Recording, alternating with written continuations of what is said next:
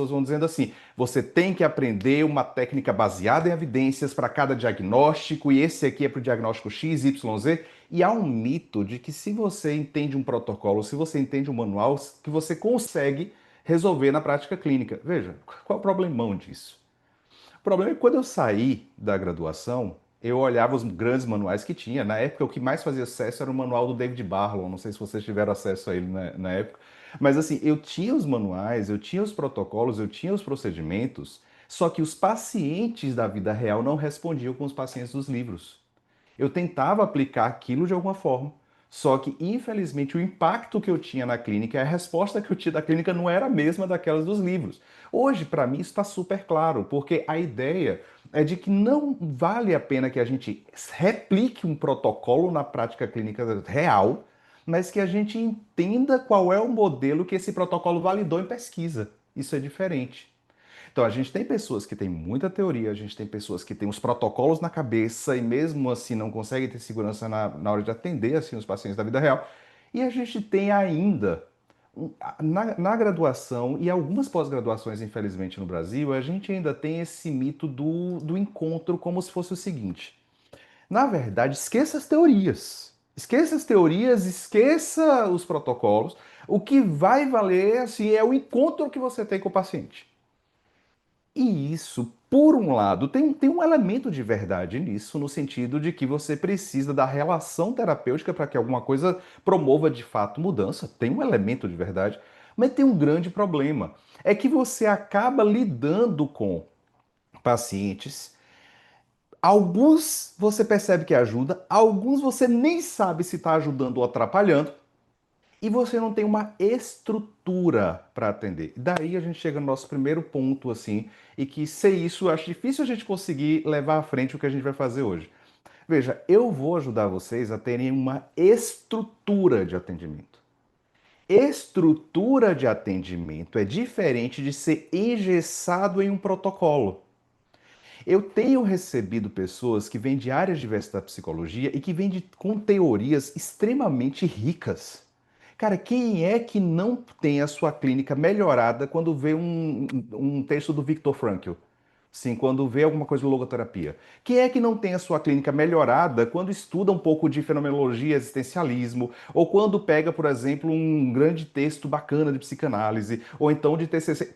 Claro que melhora, mas o que eu quero te dizer é o seguinte: embora o encontro seja importante, sem estrutura, a sua saúde mental enquanto terapeuta não persiste. Nós precisamos de uma estrutura sem engessamento, uma estrutura que te dê liberdade para utilizar o seu estilo terapêutico ao atender, mas que ao mesmo tempo te dê segurança no mínimo para que você saiba qual é o rumo que você tem que ir. Sem essa segurança, o encontro que é tão rico, ele acaba não te dando uma base para que você saiba se a clínica está avançando ou não está avançando. Note, não é uma, duas, três pessoas, mas várias pessoas que eu vejo que são terapeutas incríveis. São pessoas que fazem uma conexão com o outro, que conseguem assim, fazer uma aliança terapêutica com o outro. Já sabem que são bons nisso, só que estão querendo na clínica, porque não aguentam mais assim, o fato de não terem clareza sobre quando é que eu estou agindo, quando é que eu não estou agindo. Então, o que a gente vai fazer hoje parte do princípio de que você vai utilizar sua bagagem. Se alguém diz assim para você, não, mas para aprender terapia de aceitação e compromisso, você tem que esquecer tudo que você sabe da clínica e siga frente. Esqueça o que essa pessoa está te dizendo. Porque você precisa da sua bagagem, você precisa do seu estilo terapêutico, você precisa daquilo que você traz. E o que nós vamos trabalhar hoje é uma forma de você ter uma estrutura em que você pode utilizar isso, mas com objetivos claros. Mas assim, com uma orientação clara que te faça, inclusive, saber assim, eu estou ajudando ou não estou ajudando? E quando eu falo isso, não é de teoria, não é da boca para fora. Para quem olha, se você olhar meu currículo Lattes, pronto. Se você olhar meu Lattes lá, você vai ver publicação minha que é especificamente sobre qual o objetivo da prática clínica. Por que que eu faço isso? Ah, por um exercício teórico ou coisa parecida? Não, não é por um exercício teórico. É porque eu penei dentro da clínica. Porque eu não tinha parâmetros para saber se o paciente estava avançando ou não. Até porque a gente sabe que o paciente ele sempre vai trazer muitos problemas. Só que você precisa fazer uma distinção na sua cabeça. Eu espero que ao final desse treinamento hoje esteja muito claro para você. Uma distinção entre o que são objetivos clínicos e o que são os problemas da vida do seu paciente. O seu paciente tem problemas e você também tem. E os seus problemas nunca vão ser completamente resolvidos até o final da sua vida. Então, se você coloca como sendo assim, o que marca se o seu paciente está avançando ou não. Opa, eu acho que alguém está fazendo um quadro de compartilhamento aqui. Deixa eu cortar isso. Eu vou pedir a Gi, o pessoal da equipe, que se puder tire a opção em que as pessoas podem compartilhar quadro branco. Não porque as pessoas vão fazer isso com maldade, mas às vezes o dedo escorrega mesmo, enfim. Mas vamos lá. Ah, deixa eu me lembrar o que, é que eu estava falando exatamente. Estava falando do fato de que se você não tiver essa clareza sobre o que são objetivos clínicos e o que são os problemas do seu paciente, você nunca vai conseguir ter clareza se o paciente está avançando ou não, porque os problemas continuam. Verdade, terapia não serve para resolver problema de ninguém. Terapia serve para poder fornecer certas competências, habilidades clínicas, capacidades psicológicas para lidar com problemas. É diferente. Lidar com os problemas é alguma coisa que a terapia pode te ajudar. Resolvê-los, você não tá assim. Seu paciente chega para você e diz que ele quer montar uma família. Tu não vai dar uma família para seu paciente. Que ele quer resolver os problemas financeiros dele. Você não vai resolver os problemas financeiros do seu paciente. Mas eu tenho que ter clareza de qual é o papel real da terapia. E ao final desse treinamento eu espero que isso esteja o mais claro possível. Agora, eu preciso também te dizer que uma parte significativa do problema não é assim da formação base, mas é da própria estrutura de modelos clínicos. Primeiro a gente tem um problemão quando os modelos eles só dão conta de uma lógica sindrômica. Sabe o que é lógica sindrômica? Quando você abre o DSM ele organiza os diagnósticos em torno de síndromes. Veja, síndromes não são doenças. Se você abrir o DSM na introdução, as pessoas às vezes fazem críticas ao DSM, que a gente precisa respirar assim. Você já ouviu aquela expressão que diz, poxa, dá preguiça de viver? Eu já ouvi essa expressão, assim, dá preguiça de viver. O pessoal criticando o DSM por uma coisa que ele já falou que ele não quer fazer. E simples assim, não, mas o DSM não te dá o roteiro de como você deve intervir. É verdade, mas ele fala lá que ele não vai te dar o roteiro. Assim, a questão é outra, é que talvez a gente tenha que entender o que é uma síndrome. Veja, síndrome não é doença. Síndrome é uma constelação ou conjunto de sinais e de sintomas, ou seja, eles agrupam por coisas que o sujeito faz, coisas que o sujeito pensa, coisas que o sujeito sente, etc. Só que, infelizmente, alguns modelos são construídos como se fosse assim: modelo X para transtorno de pânico, para depressão. O ponto é que hoje, assim, na atualidade do que a gente tem na prática clínica, a gente precisa ter uma compreensão de uma lógica transdiagnóstica. Ou seja, a ACT, a terapia de aceitação e compromisso, ela investiga os processos que subjazem a diversos diagnósticos. Porque, do contrário, você, por exemplo, não vai conseguir lidar com o seu paciente que vai te procurar não porque ele tem uma, sei lá, um transtorno de ansiedade generalizada, mas porque ele tem conflitos no relacionamento. Não tem uma síndrome, não tem um diagnóstico específico. Mas veja, o que a ACT ganha assim, nesse ponto, ou te fornece nesse ponto, é uma estrutura que é transdiagnóstica, que é universalista, no sentido que lida com o sofrimento humano de forma mais geral. Você vê, a gente tá agora na Universidade Federal da Bahia começando uma pesquisa em que a gente vai aplicar as narrativas funcionais cuidando de mães de crianças com doenças crônicas. A gente vai oferecer tratamento gratuito para o Brasil inteiro. Assim, claro, com a limitação de quantidade de pessoas, mas a gente vai divulgar para o Brasil inteiro, vocês vão ver isso semana que vem, para a gente utilizar a ACT para como é que a gente ajuda mães cuidadoras de crianças que têm doenças crônicas. Veja, não tem um diagnóstico para essa mãe, não tem uma síndrome para essa mãe. Só que a gente precisa ter um modelo que amplie a nossa visão para isso, para que a gente consiga cuidar dessas pessoas quando elas têm uma síndrome diagnosticada ou não. Só que a segunda coisa, isso eu também deixei aqui no slide para que você desse uma olhada depois com calma, é que há uma certa coisa estranha de que a formulação de casos e as intervenções são separadas. Eu vou passar hoje o nosso treinamento inteiro te mostrando como isso aqui é o problema.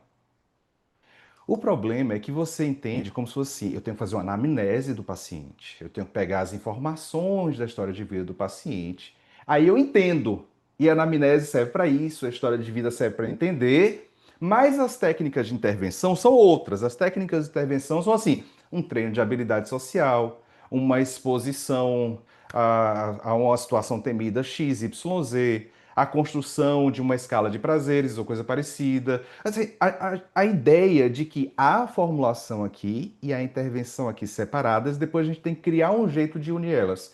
Eu entendo que esse treinamento hoje tem um potencial para ser transformador em sua prática clínica, principalmente porque eu vou te mostrar que esse abismo não existe, que você pode fazer uma formulação de caso, que ela já faz parte da intervenção. Para que alguns de vocês estão já assim, muito interessados na ACT, a gente vai conseguir fazer isso muito tranquilamente nessa manhã.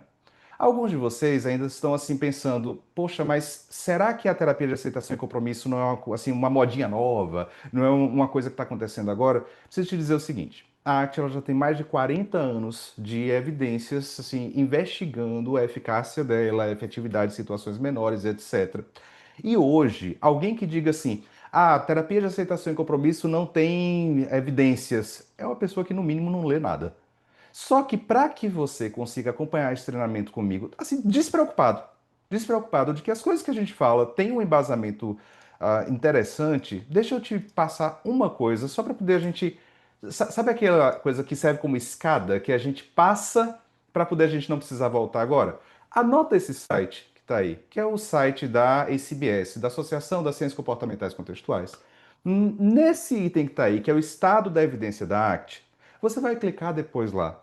E você vai ver tanto as organizações de saúde no mundo todo que já atestam que a ACT é baseada em evidências, quanto também você vai ter uma lista dos principais milhares de estudos mostrando evidências da ACT. Você vai ter links que vão te mostrar assim, evidências qualitativas, evidências quantitativas, revisões sistemáticas com meta-análise. Uma das coisas que eu mais gosto na ACT é que ela dá essa segurança para a gente de que se você está preocupado com qual é o embasamento científico, basta acessar, está tudo condensado num lugar só, uma lista para você de investigações e grupos de pesquisa no mundo todo, te mostrando qual é a base disso. Então, eu valorizo, na verdade, reconheço e valorizo que como a gente está vivendo no mundo online que as pessoas falam e parece que estão falando com assim, muita propriedade sobre um assunto, mas você acaba descobrindo depois que a pessoa não tinha base, é importante que você verifique. Então, não é um problema você dizer assim, poxa, deixa eu verificar se o que o Thiago está falando tem base mesmo.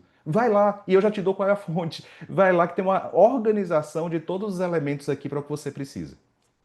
Agora, dito isso, a gente entra precisamente no nosso treinamento aqui, falando que a base fundamental do que a gente vai fazer e que eu acho que vai te dar uma estrutura é que a gente sabe qual é o alvo da terapia de aceitação e compromisso, qual é o alvo desse método que eu vou mostrar para vocês das narrativas funcionais.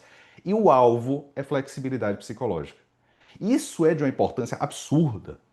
Mas por que absurda? Porque veja, o paciente, ele pode, eventualmente, ao longo do processo terapêutico, a partir das intervenções que você está fazendo, um paciente que te procurou com um estado de ansiedade pode te dizer assim, olha, nesse último mês de terapia, depois assim de 6 meses, 8 meses de terapia, nesse último mês, a minha ansiedade aumentou.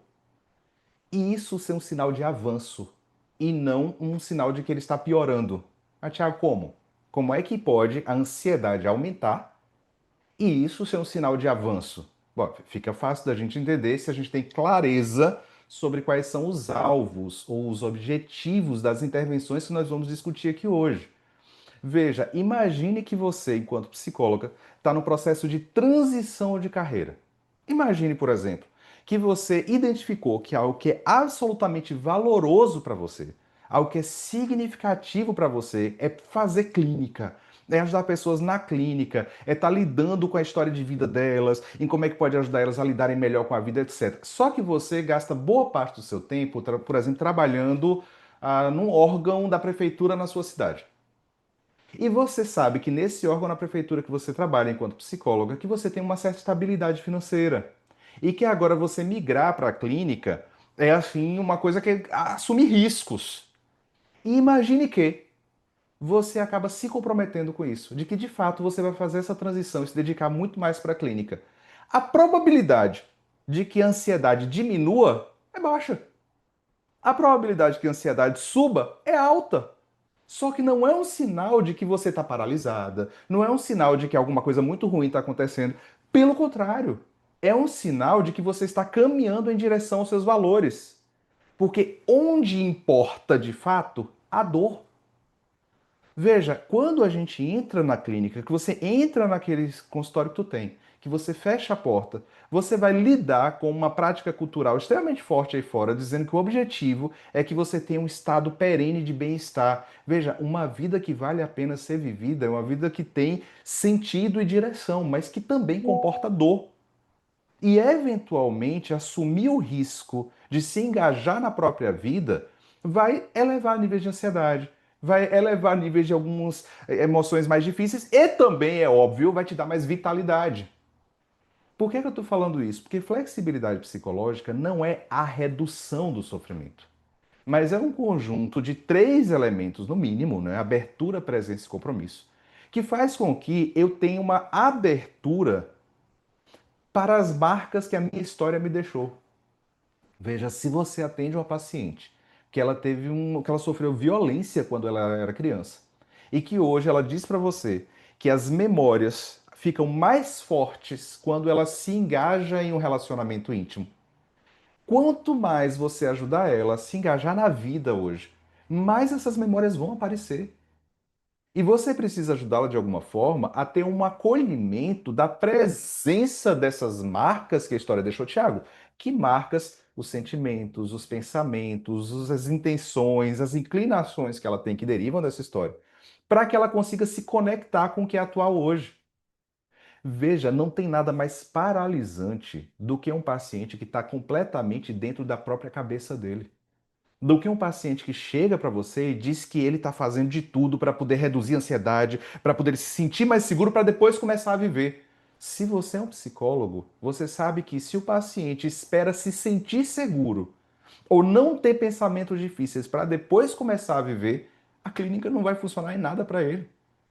Mas a gente precisa, por outro lado, ganhar mais abertura para nos conectar ao momento presente das nossas ações.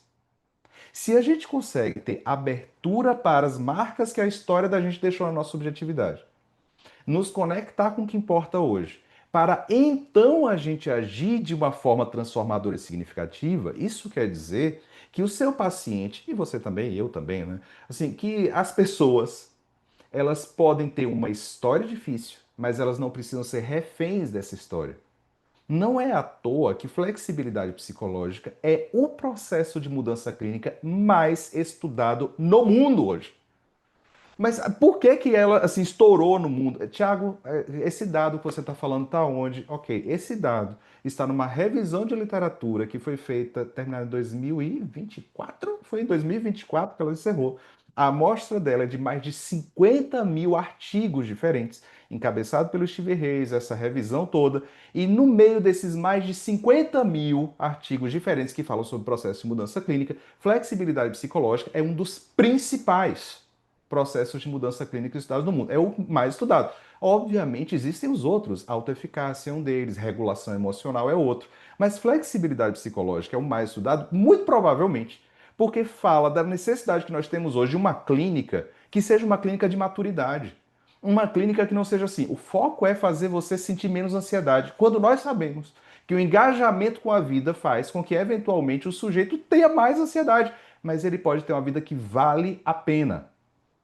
Meu trabalho com você hoje é tentar não só te dizer que flexibilidade psicológica importa, mas transformar isso em algo prático para que a gente consiga ajudar as pessoas que nos procuram.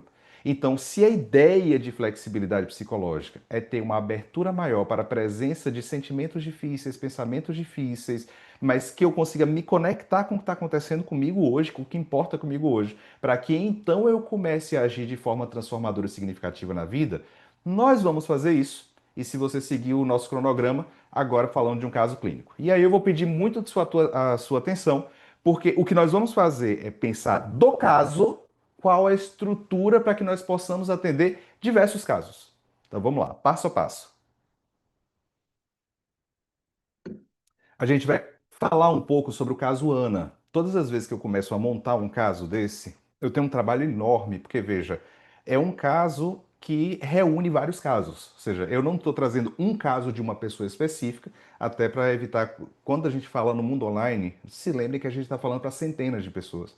Então, para evitar que a gente possa estar expondo identidade ou etc., o que eu faço é ter uma base de casos que eu já atendi e começar a agregar elementos que possam, assim, não ser de uma pessoa só. Então, a gente vai falar sobre o caso Ana. Esse caso Ana me relembra alguns casos que eu atendi e que foram muito intensos para mim. E quando eu tive procurando assim como falar com vocês, eu procurei esse critério. O que é que foi intenso para mim enquanto terapeuta? A Ana é uma mulher de 38 anos, daqui a pouco você vai ver isso. E ela chega dizendo para você, e a queixa dela é: eu tenho que me tratar para que eu não tenha mais dependência emocional. Daqui a pouco você vai ver que os termos que ela usa é porque a profissão dela é a nossa profissão. Ela é uma paciente que é uma psicóloga. Eu preciso me tratar para não ter dependência emocional. Na verdade, veja só, Thiago, eu não estou procurando terapia porque eu estou em crise. Não tô em crise agora. Mas já é o terceiro término de relacionamento que eu tenho em 3 anos. E é sempre do mesmo jeito. Eu evito, não sou eu que procuro as pessoas. Eu sou cortejada, as pessoas me procuram. Assim, eu me destaco na multidão. Então, as pessoas me preocupam, mas eu evito. Só que a pessoa insiste, insiste, insiste. Aí eu acabo cedendo e a gente começa o relacionamento. O relacionamento sempre é muito forte, sempre é muito intenso, mas depois tem um distanciamento e aí eu termino na merda. Desculpem a expressão, eu coloquei no fundo do poço porque, enfim, ficou melhor para escrever. Mas em geral eu termino assim, eu termino no fundo do poço. Isso tem que parar. Essa é a queixa que chega pra gente. E aí a gente pensa assim, tá ok, então é uma mulher que ela fala de uma forma forte. É alguém que tem uma presença forte na sua frente. Que você, enquanto terapeuta, se segura um pouco na cadeira, porque é uma mulher que fala com veemência, que fala com assim, com propriedade, dizendo: eu não quero mais ter dependência emocional. E veja, eu estou procurando terapia não porque eu estou em crise, não. Eu estou procurando terapia, na verdade, porque eu quero melhorar para não ter exatamente dependência emocional e não entrar em crise. Vamos lá. Quais os dados gerais que a gente tem? Ana é uma mulher de 38 anos, ela é psicóloga, ela é solteira, ela mora sozinha e ela terminou esse relacionamento último há 3 meses. Eu vou te dar agora um elemento que deixa eu ser o mais honesto que eu posso contigo. Isso que eu vou te falar agora. Se você entender, só isso que eu vou falar agora, eu acredito, assim, com muita clareza no coração, que amanhã, se você for atender, amanhã não, que amanhã é domingo e hoje é sábado. Segunda-feira, quando você for atender, não atenda no domingo não, que é ruim, é coisa feia. Na segunda-feira, quando você for atender, isso já vai transformar muito a sua prática. Veja só, um dos grandes problemas que acontece quando a gente recebe um paciente novo é que ele às vezes fala 50 minutos e a gente ouve muita coisa e quando chega ao final a gente não entendeu nada. A gente não consegue assim aterrizar em nada. Se você é uma terapeuta experiente, no final de uma sessão com a Ana, você iria ter assim vários elementos de sentimentos dela. A raiva dela ela ia deixar clara. A raiva de que os homens hoje em dia tentam me fazer de otária, a raiva de que na idade que eu tô, assim, as coisas já não são mais fáceis pra mim, as expressões que ela vai utilizar pra você, que é assim, o mercado dos relacionamentos hoje tá muito difícil. Você vai ouvir essas coisas e ao final de 50 minutos você já vai ter inclusive elementos grandes assim de como ela se sente, de algumas coisas que ela pensa sobre a vida, e mesmo assim não quer dizer que você entendeu a queixa. O que eu vou te dizer é que a sua primeira tarefa, estruturalmente falando, é aterrissar a paciente. Desafio para você. Veja, eu estou falando com adultos aqui, eu estou falando com psicólogas e psicólogos. Tudo que eu falar agora, você deve ouvir, entender a lógica e aplicar a sua forma de fazer. Se você tentar fazer da forma que Tiago faz, não vai dar certo.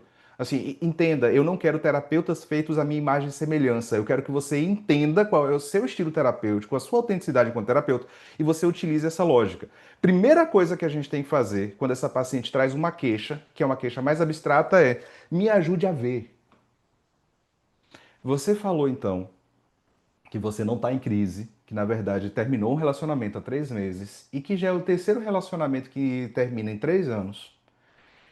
Você está me falando que você não quer ter distanciamento emocional, mas veja, eu preciso que você me ajude a ver isso que você falou, que é o distanciamento. Você disse que começa um relacionamento intenso, etc. Depois tem um distanciamento e acaba. Me ajude a ver uma situação que isso acontece.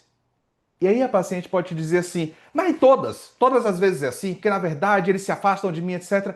Ok, você me ajuda a ver uma situação, assim, um dia.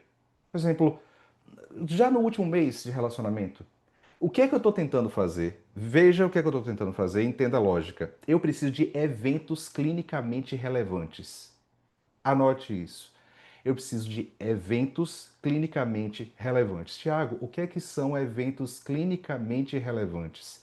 Eventos clinicamente relevantes são contextos, e nesses contextos, o que o sujeito pensou, o que o sujeito sentiu e o que ele fez.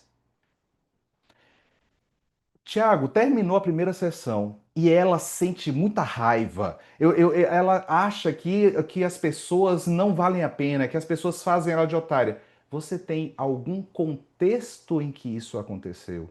E quais as histórias que a cabeça dela contou? Como é que o corpo reagiu, o que ela fez? Se você ainda não tem, deixa eu te dizer, e entenda isso com amor, assim, você não vai conseguir trabalhar direito.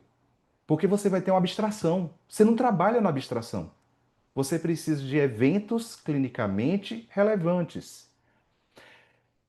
Quando a gente fala de contexto, a gente está tentando ajudar o sujeito a descrever uma situação mais concreta. A gente está ajudando ele a aterrizar para que a gente possa trabalhar. As perguntas que eu utilizo para saber assim, pensamentos, sentimentos e comportamentos, veja que tem uma intencionalidade nisso. Eu não pergunto assim, o que foi que você pensou?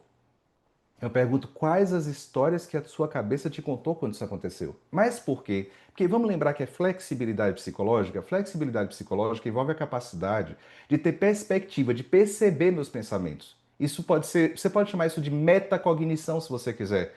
É a capacidade que você tem de se ver pensando, de ver os pensamentos. Então, adeque as suas perguntas e o seu modo de investigar a tentar fazer com que o sujeito veja os pensamentos como algo diferente dele. Deixa eu deixar isso o mais claro possível para você. Seu paciente não é os sentimentos dele, não é os pensamentos dele. Seu paciente tem pensamentos, ele tem sentimentos, sabe? Perspectiva. Eu consigo observar isso.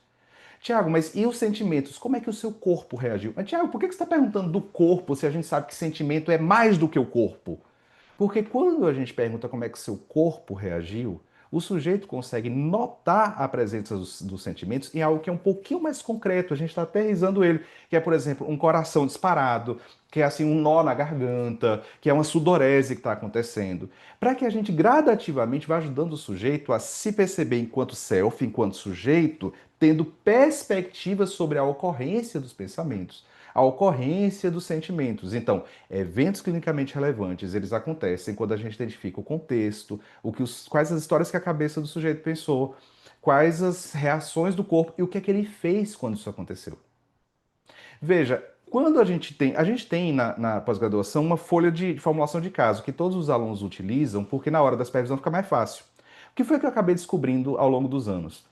No começo tem assim, queixas, aí queixa descrita em termos de eventos clinicamente relevantes.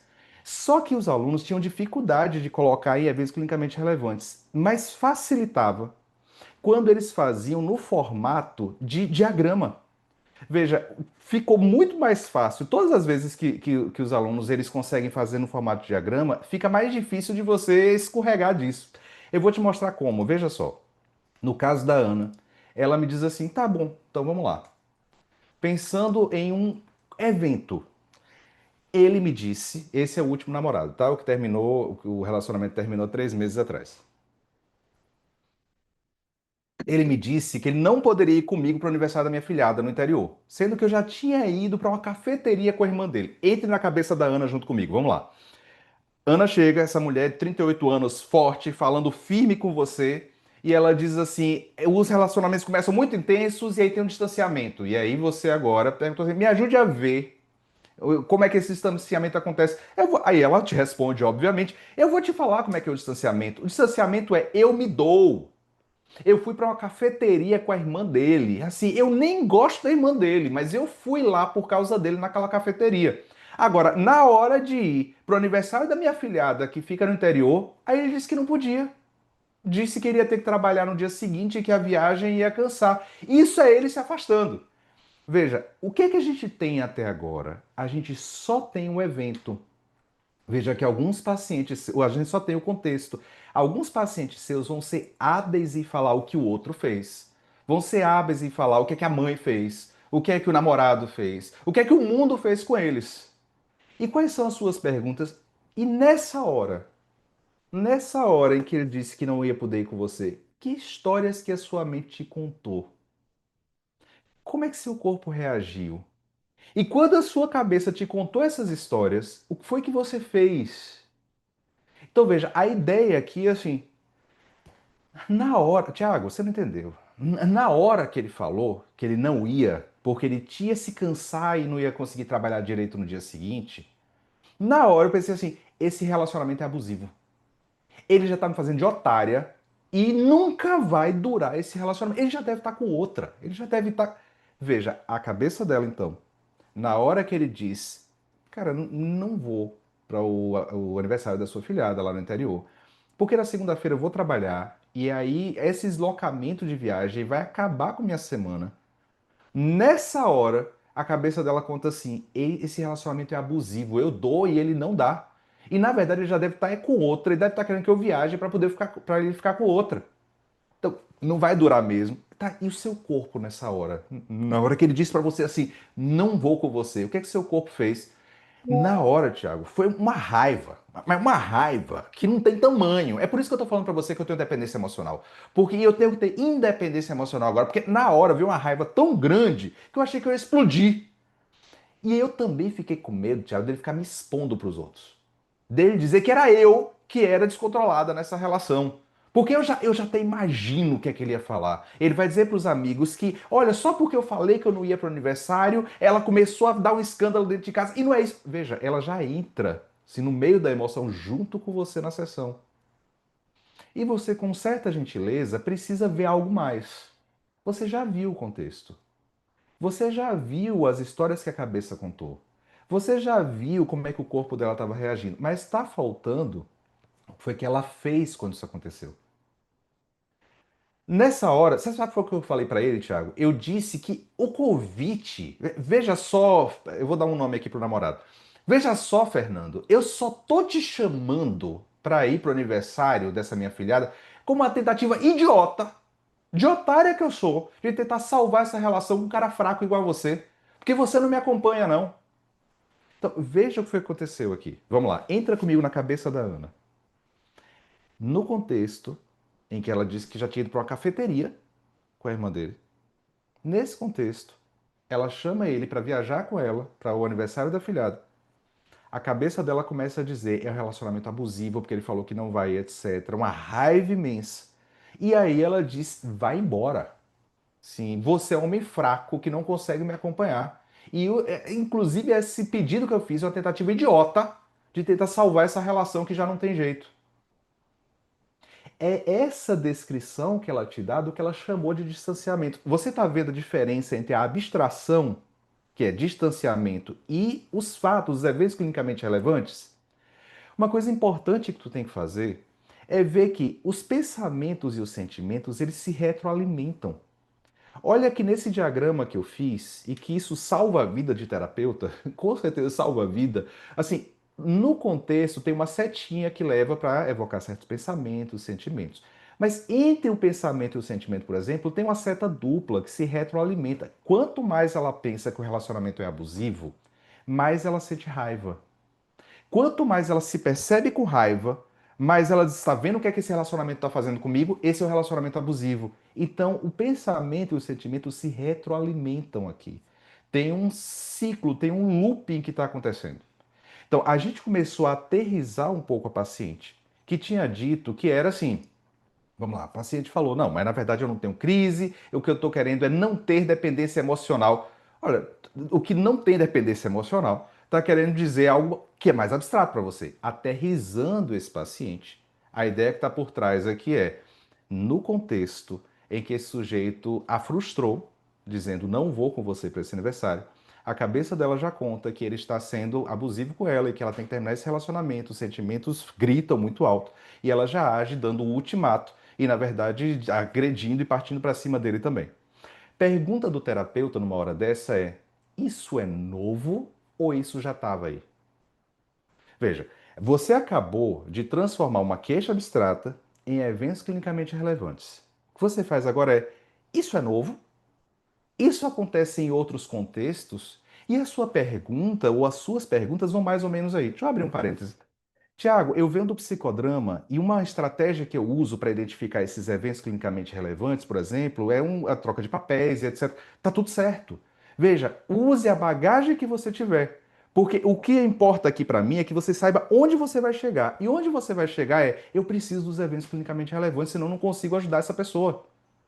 Então, agora a nossa próxima pergunta é: mas teve algum outro contexto em que já aconteceu alguma coisa assim? Tipo, outras situações em que você se posicionou afastando alguém quando você percebeu que essa pessoa estava se distanciando de você?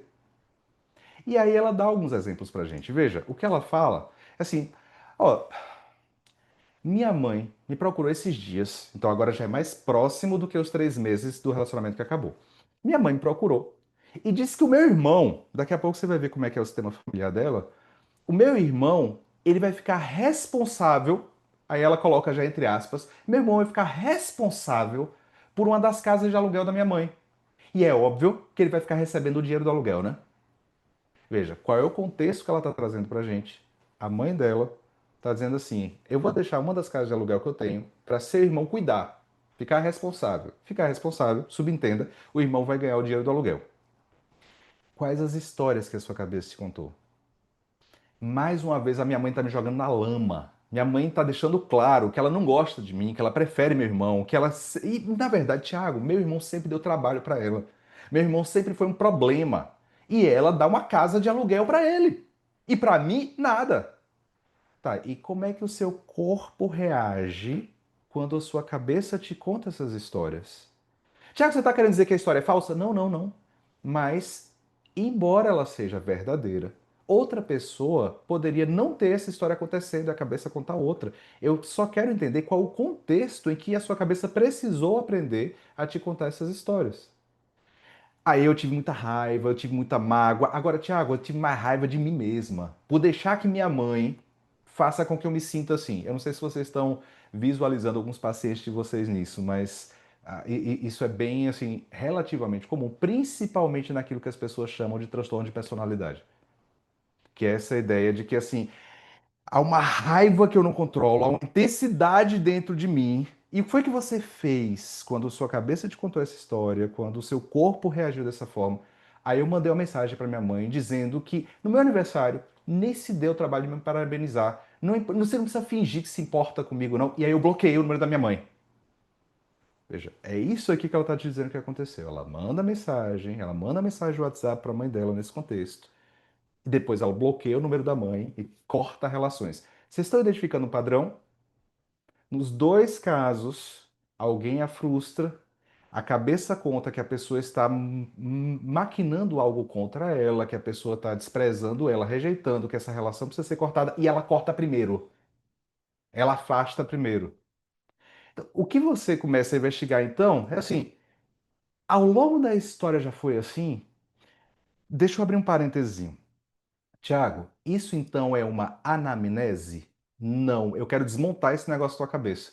De que você tem que fazer uma anamnese das informações. O que é que acontece quando você começa a ajudar a sua paciente a perceber o que está acontecendo com ela? Ela começa a narrar a própria história, e quando ela narra assim, isso já começa a mudar as coisas que estão em jogo.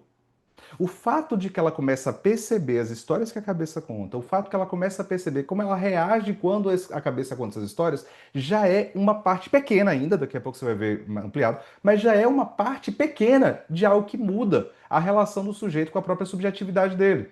Ou seja, a forma de formulação ela já serve como uma forma de intervenção ou como o princípio de uma intervenção. Você não precisa, assim, primeiro fazer a anamnese, a formulação, para depois pensar assim, e qual a técnica que eu vou usar?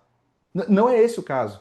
O que nós estamos fazendo já ajuda a paciente a ver os pensamentos, já ajuda a paciente a ver os sentimentos. Já ajuda a paciente a se perceber no meio disso. Isso é base de flexibilidade psicológica. Mas vamos seguir então. Se com o namorado foi assim, se com a mãe foi assim, vamos pensar ao longo da história dela.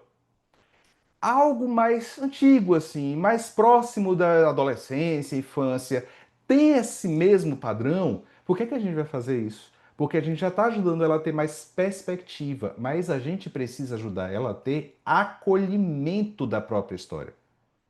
Então segue comigo agora. Vamos lá, um terceiro exemplo que ela te fala. Olha, na escola, então, quando eu estava na escola, no ensino médio, eu me lembro de uma menina, de uma colega, que ela disse que queria conhecer minha casa, porque ela achava meu irmão bonito. Veja qual é o contexto. Ela tem uma colega da escola. A colega diz assim: Ah, então eu nunca fui na sua casa, eu quero ir na tua casa. Seu irmão é gato, viu? Seu irmão é bonito, tal. Quais foram as histórias que a cabeça dela contou? Se ela entrar na casa de doidos, qual é a casa dos doidos? A dela. Se ela entrar na casa de doidos, eu vou virar assunto da escola e eu vou ficar sozinha no banheiro.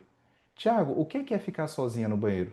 É que ela dizia que se as pessoas descobrissem como é a casa dela de verdade, ela fosse exposta, que ela ia ter que no intervalo ficar trancada no banheiro para que as pessoas não dessem risada dela. Então eu não posso deixar ela entrar na casa de doidos, na minha casa, porque senão eu vou ficar sozinha no banheiro. O que foi que você sentiu? Eu senti medo, eu tive muita vergonha da minha casa, mas eu também tive raiva da safada da minha amiga, que é invasiva e que desde aquela abusiva essa menina, sim, invasiva ela, querendo conhecer minha casa e coisa parecida. O que foi que você fez quando seus pensamentos estavam ali, seus sentimentos estavam ali? Eu me afastei dessa amiga e disse que eu precisava estudar e para poder eu conseguir estudar, eu não podia mais ficar nos corredores com ela. E ainda disse para ela o seguinte: ó, esse bate-papo, essa conversa que a gente fica tendo aqui no corredor vai me fazer perder o ano. Comece a identificar uma célula da arte. A célula é assim: quando tal coisa aconteceu, minha cabeça me contou essas histórias, meu corpo reagiu tendo tais sentimentos. E o que foi que eu fiz na presença desses sentimentos e pensamentos? Eu agi assim. E isso que eu fiz me aproximou ou me afastou daquilo que, assim, eu acho que é uma vida significativa? Veja, com essa célula da arte, sabe o que você está fazendo? O problema não são os sentimentos. O problema nem são os pensamentos. O problema talvez aconteça na forma como eu me relaciono com eles. E aí decora isso assim na sua cabeça. A questão não é o sofrimento do paciente, a questão é a forma como o paciente se relaciona com esse sofrimento. E se essa forma com a qual ele se relaciona com os sentimentos afasta ou aproxima ele de uma vida significativa. Veja que isso que eu estou te dando é estrutura. Você pode dizer, Tiago, eu venho, por exemplo, da fenomenologia, e eu consigo fazer isso, por exemplo, pensando sobre existência, pensando sobre qual assim, a condição do sujeito de ter uma percepção de si. Tudo bem, do lugar que tu veio. Mas assim, entenda a lógica que é, nós precisamos ajudar o sujeito a perceber que na presença do sofrimento ele age de certa forma, na presença de pensamentos difíceis, memórias difíceis, ele age de uma certa forma. E quando ele age dessa forma, isso pode afastar ou aproximar ele de viver uma vida que vale a pena ser vivida. A partir daí, olha o caminho que a gente fez. Tenta visualizar isso comigo. O paciente trouxe a queixa, abstrata lá. Você está transformando essa queixa em eventos clinicamente relevantes. O que é que são eventos clinicamente relevantes? Em certos contextos, as histórias que a cabeça conta, como o corpo reage e o que é que eu faço na presença disso. Terapeuta que você não fica em um evento só, mas você busca padrões. Opa, será que ela age de forma semelhante a essa em outros contextos? Sim, por exemplo, com minha mãe, X. Você continua estendendo isso. Desde quando esse jeitão de que quando o sujeito te frustra, você entende que na verdade é ele tentando ir contra você e você se afasta dele. Esse seu jeitão de agir na presença desses sentimentos, desde quando ele está aí? E é nesse o ponto que a gente vai começar a investigar o que nós chamamos de padrão matricial.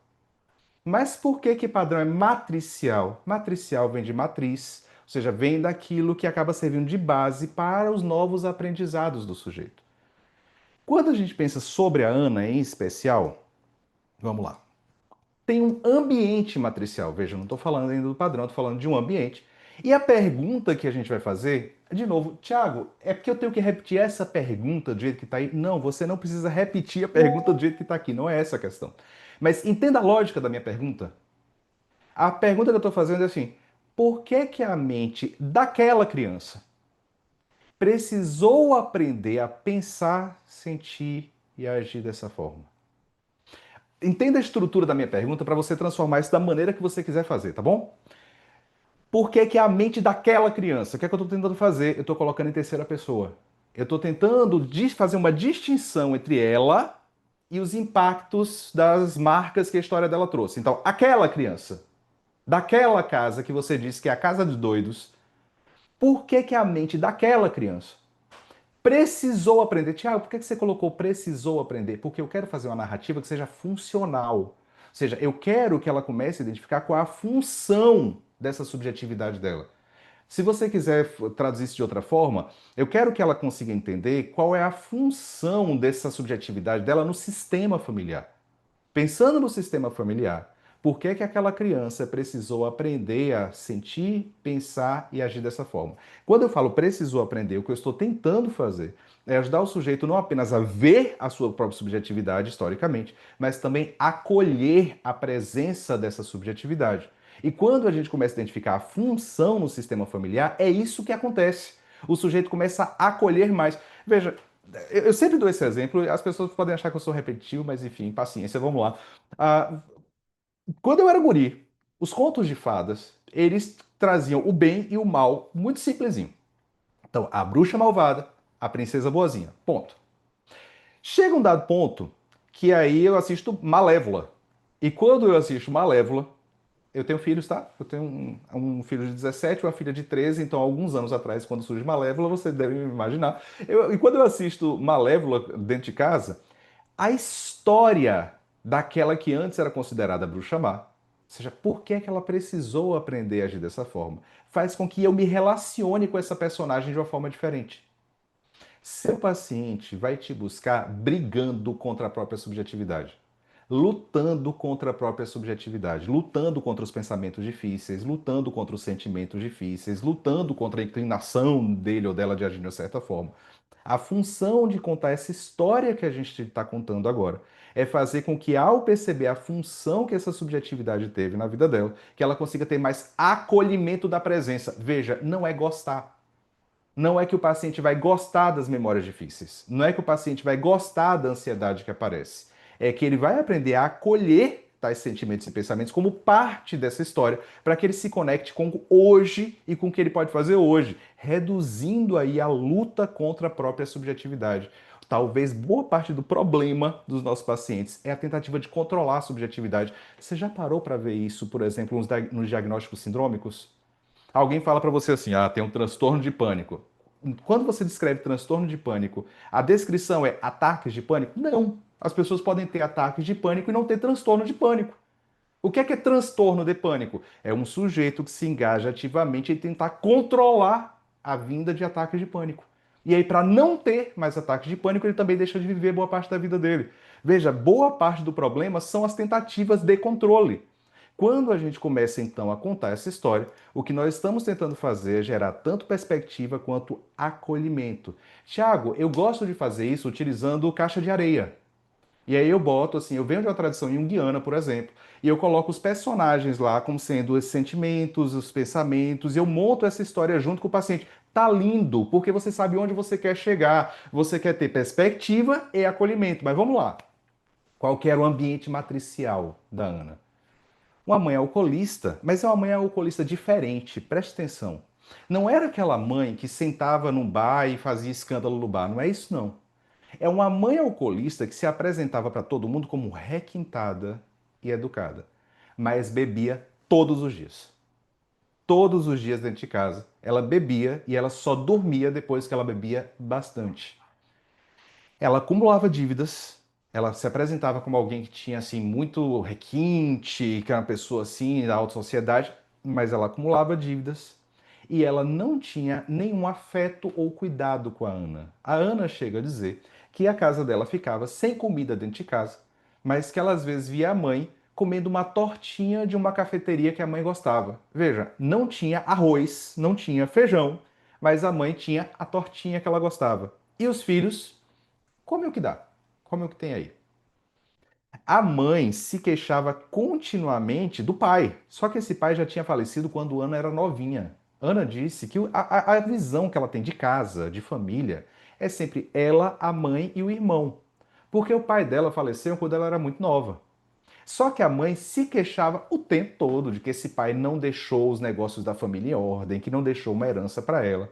E mais, essa mãe não se queixava só do pai, se queixava do mundo inteiro. Era uma mãe muito crítica, que vivia se vestindo muito bem, embora tivesse dívidas no banco, e dizia que Ana era a promotora pública da casa.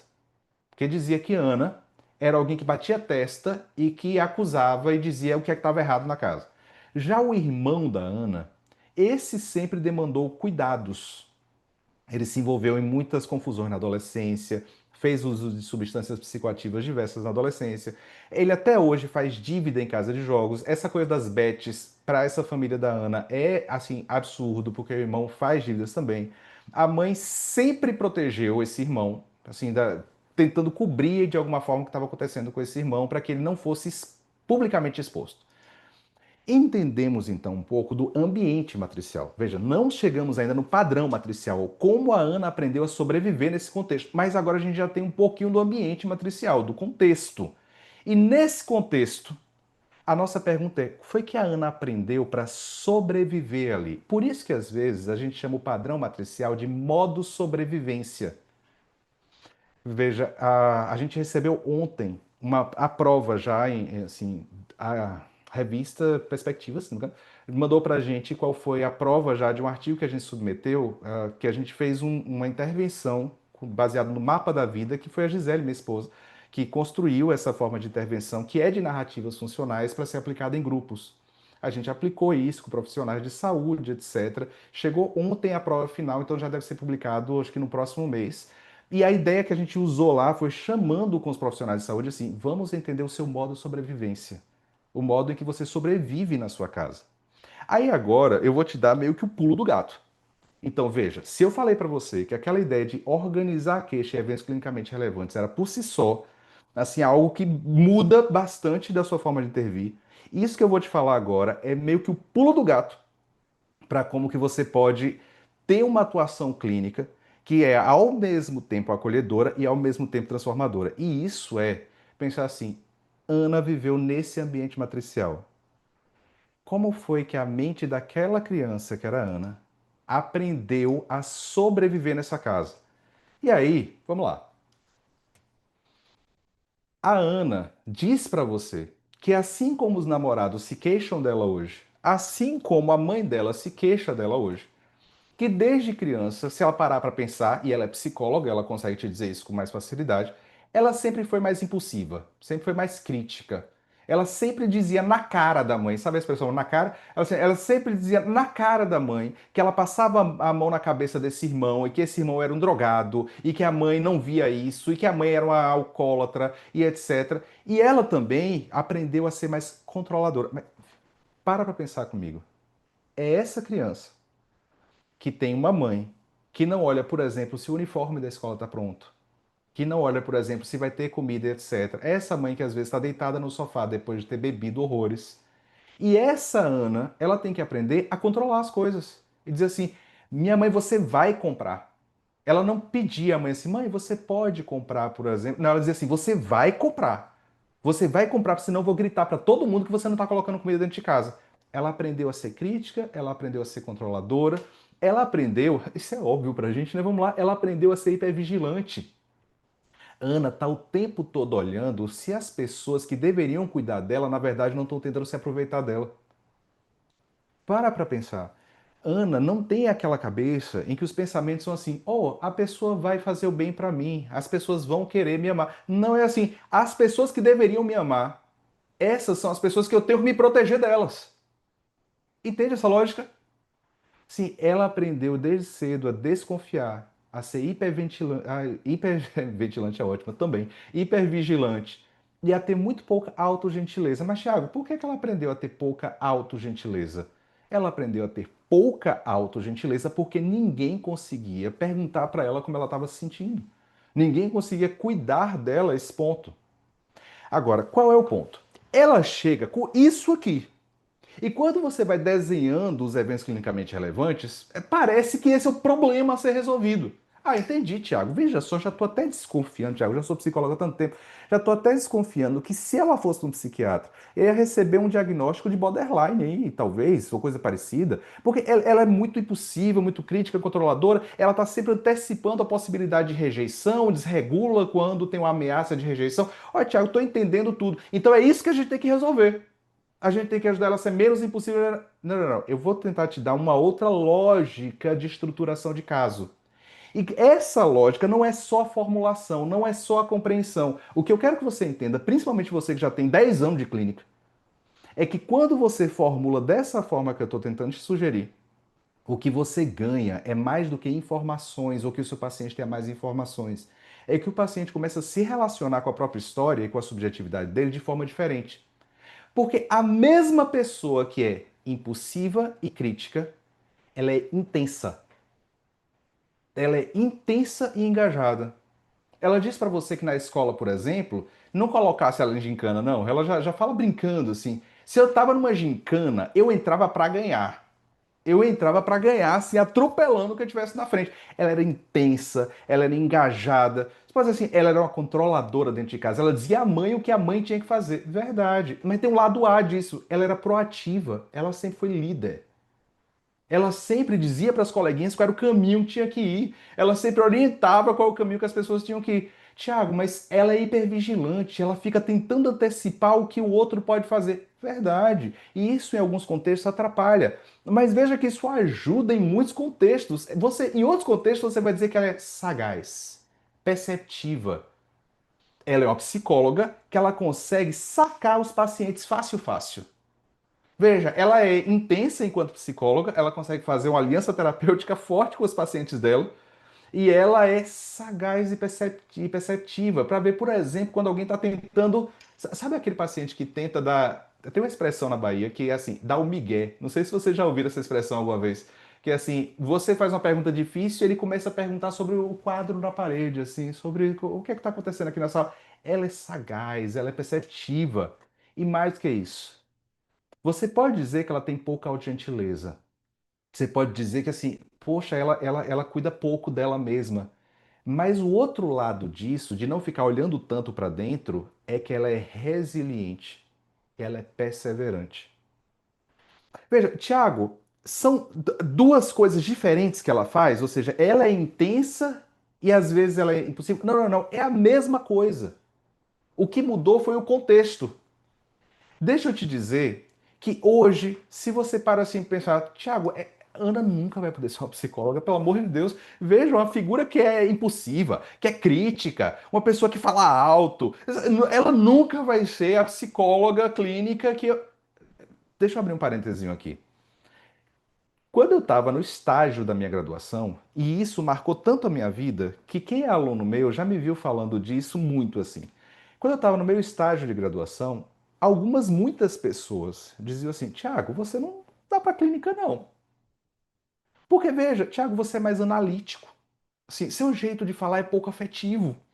Assim, você, assim, você sabe muita teoria, mas você não vai conseguir, assim, de fato, se conectar com os pacientes. Por que que as pessoas diziam isso? Porque tem o ideal de que o terapeuta é alguém assim que fala baixinho, que abraça, que está perto afetivamente, etc. Só que isso escraviza a nossa maneira de fazer clínica. Porque cada um de nós que estamos aqui, nós estamos em 416 pessoas nessa sala, 416 psicólogos. Para cada um de nós aqui, nós temos um padrão matricial diferente. A gente tem um modo de sobrevivência diferente. E se a gente não aprender a identificar o lado A do nosso padrão matricial, ou seja, se a gente não aprender qual é o jeito que a vida ensinou pra gente de lidar com o mundo e como a gente pode tirar o melhor disso, a gente vai passar o tempo todo sendo o terapeuta igual ao supervisor. Sabe como é? Ah, eu queria ser um terapeuta igual ao meu supervisor, eu queria ser um terapeuta igual aquele que vai estar no congresso lá com milhares de pessoas. Veja, ou você abraça seu padrão matricial e consegue tirar o melhor disso, ou você vai gastar a sua vida toda brigando contra a sua própria subjetividade, tentando ser igual ao outro. O interessante aqui é que flexibilidade psicológica tem que ser uma via de mão dupla, né? Flexibilidade psicológica precisa ser para o paciente, com certeza. Mas flexibilidade psicológica precisa ser para o terapeuta, né? Se o terapeuta não consegue ter abertura para as marcas que a sua história deixou, com compromisso com o que é importante, se conectando em presença com o momento, tu não tem condição de tirar o melhor que a sua própria história já te deu. O que você tem de melhor é o que a sua história te ensinou a fazer. Usa o lado A desse negócio. Embora você saiba que existe um lado B. Agora deixa eu te falar da Ana. Você vai dizer, a Ana nunca poderia ser uma terapeuta boa porque ela é assim, impulsiva, crítica, controladora, desconfia. Não, não, não. Porque o lado A disso é ser intensa, engajada, proativa, líder, sagaz, perceptiva, resiliente, perseverante. Isso quer dizer que, no final das contas, ela é uma psicóloga que se conecta e estabelece aliança de uma forma que eu, por exemplo, seria incapaz de fazer. Veja, os pacientes grudam na Ana. Mas por que grudam nela? Porque ela é alguém que faz uma aliança forte com o outro. Você pode dizer que ela é pouco analítica, tá tudo bem, não é do padrão matricial dela, mas ela se conecta com os pacientes, ela faz uma aliança terapêutica com esses pacientes. O paciente que está do lado da Ana, ele sente que ele não está sozinho. Tem alguém que vai brigar por ele. Entende essa lógica? Só que a gente precisa ajudar a Ana a ver isso como um modo de sobrevivência. E tendo um lado B, que ela já tem muita clareza, porque ela já chega dizendo que ela precisa ter menos dependência emocional, que ela precisa ser X, Y, Z, mas a gente precisa ajudar a Ana a ver qual é o lado A do próprio padrão matricial dela, gerando então abertura para a presença dessa subjetividade, presença se conectando com o que é que tem disponível para mim hoje e compromisso com o tipo de vida que ela deseja viver. Em outras palavras, a gente precisa gerar flexibilidade psicológica. Eu estava pensando em como estruturar isso, eu me lembrei que esse ano ainda saiu uma reportagem na Folha de São Paulo, no dia 23 de março de 2025. Eu trouxe para vocês como uma curiosidade aqui. Veja só. O título da reportagem era Por que suas qualidades mais atraentes podem decepcionar seu parceiro? Essa reportagem, na verdade, nem foi da Folha de São Paulo, foi da BBC, se não me engano, eles traduziram. E fala de uma pesquisa de uma pesquisadora canadense que está chamando a atenção no mundo todo. Agora, concentra aqui comigo. O que é essa pesquisa que está chamando a atenção do mundo todo a ponto de ser noticiada na BBC, na Folha de São Paulo, bababá, agora em 2025?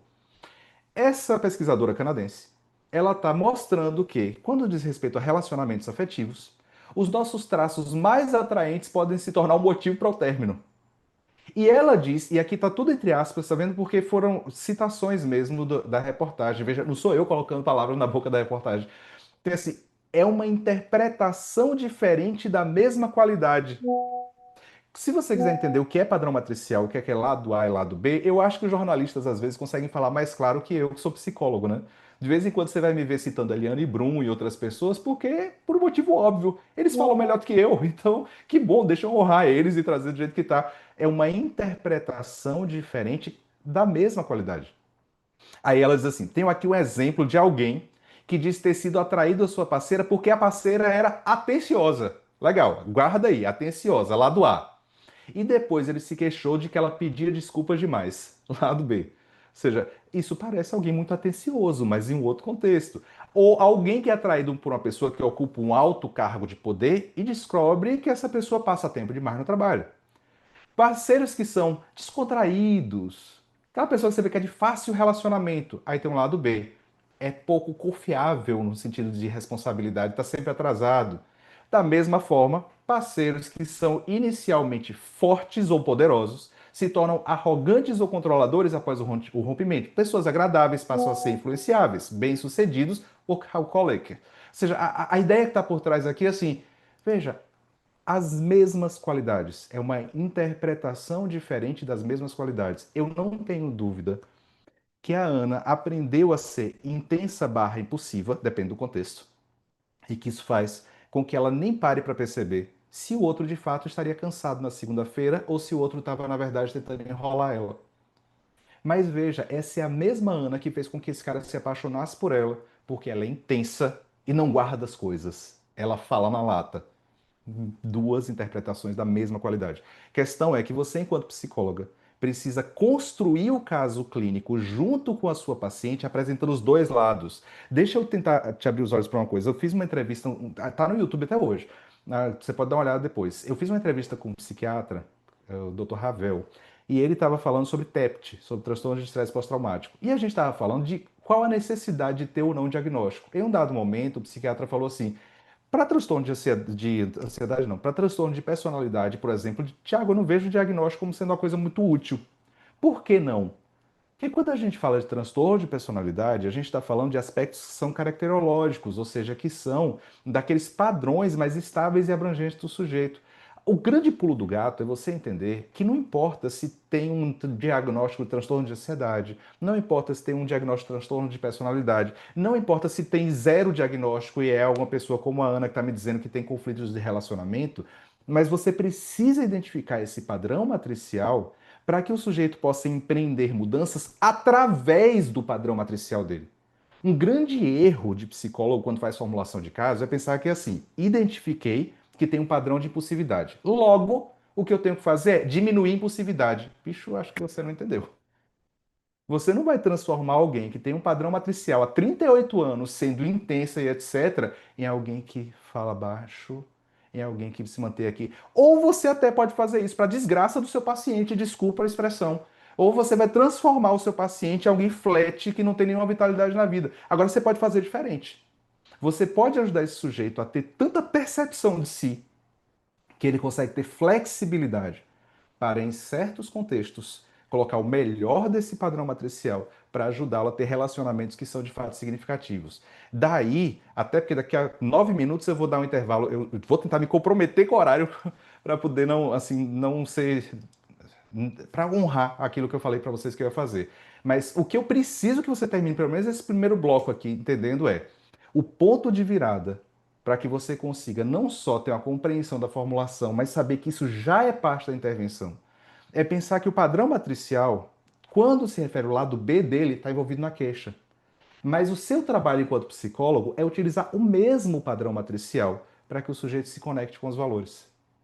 Então, a ideia que está por trás aqui é que você, e a gente está falando de paciente, mas na verdade a gente tem que falar da gente também enquanto terapeutas, né?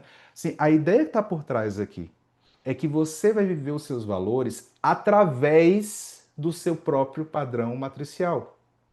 Quando você formula o caso em torno de déficits comportamentais, em torno de excessos comportamentais, você está tirando o que é de melhor da terapia, que é a possibilidade de fazer que o sujeito tenha uma percepção de si, do que a cabeça dela conta nesses contextos, etc., de quais os sentimentos que aparecem, de como eu ajo e qual a forma que eu aprendi, qual é a função disso e conseguir colocar o melhor disso a serviço do que é uma vida significativa. Então, o ponto de virada é você entender que o lado B diz respeito à queixa, mas o lado A diz respeito aos valores. Se o seu paciente vê isso, e eu estou me lembrando aqui de uma paciente específica, não é dessa construção da Ana, mas estou me lembrando de uma paciente que em um dado momento eu pude falar para ela assim: eu não quero rasgar a sua intensidade para que você se convença de que você não é impossível. Porque no dia que eu tentar rasgar a sua intensidade, eu sei que você vai perder boa parte do brilho que faz com que você tenha as mesmas amigas desde que você era uma criança. Veja, pensando agora sobre a Ana, você pode dizer, poxa, a Ana é uma pessoa que afasta pessoas. Vai lá dar uma olhada, que tem aquelas amigas que estão juntas da Ana há muito tempo, porque ela é intensa, ela é verdadeira. Só que os nossos pacientes chegam com um self-conceitual de eu tô fazendo tudo errado, eu tô quebrado, eu tenho que fazer alguma coisa para mudar isso. O nosso ponto, então, em questão, deixa eu voltar a tela aqui, é que nós precisamos utilizar essa narrativa funcional. Tiago, por que você está chamando de narrativa funcional? Porque nós construímos uma narrativa da história, desse padrão matricial, mostrando a função que ele teve. E, Tiago, essa narrativa funcional é uma formulação de caso ou é intervenção? São ambos. Ou é ambos, sei lá qual é a melhor formulação aqui. Mas veja, quando você começa a construir junto com a sua paciente a formulação de caso nesse sentido, você já está intervindo. Primeiro, você gera perspectiva porque os pensamentos, sentimentos e comportamentos são percebidos como os personagens da narrativa. E essa linguagem gera um distanciamento compreensivo. Eu tenho uma distância no sentido de que eu não sou os meus pensamentos. Eu vejo a história deles. terceira pessoa, dos pensamentos, dos sentimentos. E agora eu tenho um certo distanciamento para compreender. Ao mesmo tempo, a gente gera acolhimento, porque a gente tem clareza sobre o lado A. Isso me ajudou a sobreviver e ainda hoje me ajuda a sobreviver. Por exemplo, a Ana consegue se conectar fácil com os pacientes, porque ela forma aliança terapêutica. Ou seja, a subjetividade não é mais um problema, mas é um modo de sobreviver e que nós precisamos gerar certa flexibilidade na maneira de viver a partir desse padrão matricial. E ao mesmo tempo, a gente gera perspectiva, acolhimento, a gente gera sentido. Mas, Tiago, como é que a gente gera sentido? Abertura e presença, ou seja, acolhimento e perspectiva, sem se identificar com eles, eu não sou os meus sentimentos, eu não sou os meus pensamentos, faz com que nós não sejamos reféns da nossa história, mas que a gente possa veicular os nossos valores através das marcas da nossa história. Por que eu estou trazendo uma paciente tão intensa quanto a Ana? Porque quando se trata de flexibilidade psicológica, a gente pode usar isso com um paciente que tem um quadro muito menos intenso, muito mais simples, num certo sentido. Ou a gente pode usar em casos em que envolve, por exemplo, tentativa de suicídio, etc. Mas, quando diz respeito à flexibilidade psicológica, o centro é que a gente vai ajudar essas pessoas a terem abertura, presença e compromisso. Fazendo um resumozinho do que a gente viu até aqui. Se o alvo da ACT é esse, se é mobilizar a flexibilidade psicológica, a estrutura que você precisa ter é que quando o paciente chega, você vai transformar a queixa dele em eventos clinicamente relevantes. Quando você transforma essa queixa em eventos clinicamente relevantes, que são o contexto, histórias que a cabeça conta, sentimentos e pensamentos, você vai tentar identificar padrões, porque o problema não é o que ele sente, o problema não é o que ele pensa, mas é como ele se relaciona com a presença desses pensamentos e sentimentos. Esses padrões você vai tentar puxar um pouco para que eles possam chegar até uma história mais ampla, a tal ponto em que você consiga identificar o padrão matricial ou modo de sobrevivência. Quando a gente faz isso, a gente ajuda o paciente ou ajuda a paciente a notar que esse jeitão dele de ser no mundo acabou sendo construído tendo uma função lá que sim atrapalha em muitos contextos e ajuda em outros contextos. A tal ponto em que a Ana pode agora se perceber. E ela percebe que a cabeça dela está contando essa história e pode ter gentileza com isso. Mas pode ter um gap aqui, para que ela possa fazer escolhas mais comprometidas com os valores dela, porque ela percebe a presença do padrão matricial. Encerrando esse bloquinho, é bem importante que eu ajude a Ana a nomear esse padrão matricial. Mas, Thiago, por que precisa nomear? Assim, eu insisto um bocado nessa coisa de nomeação, mas por que a gente precisa nomear? Eu vou te dizer, quando a gente ensina uma criança a nomear alguma coisa, a gente está tentando separar a figura fundo. Ou seja, dar o nome não é simplesmente descrever. Quando eu ensino uma criança a nomear alguma coisa, por exemplo, a roda de um carro, eu estou ajudando ela a ter uma percepção que separa a figura fundo, ou seja, o carro inteiro da roda. Quando a gente ajuda a Ana a dar um nome, e aí a Ana diz, tá bom, pode chamar isso de modo sobrevivente, ou seja, a que sobreviveu nessa casa. Tá bom, então, a sobrevivente apareceu essa semana? Quando você estava lá falando com a sua mãe, a sobrevivente veio? Ou seja, eu começo a colocar um nome para que eu, terapeuta, e a paciente, nós dois, possamos falar de uma terceira coisa. Mas que é essa terceira? É o modo a sobrevivente. Quando a gente faz isso, a gente aumenta a possibilidade de ter perspectiva, dando aí um tempo de escolha para paciente na vida cotidiana. Ao mesmo tempo, a gente gera acolhimento porque nós construímos isso a partir de uma análise de qual a função que esse padrão teve ao longo da história dela. Essa é a estrutura básica.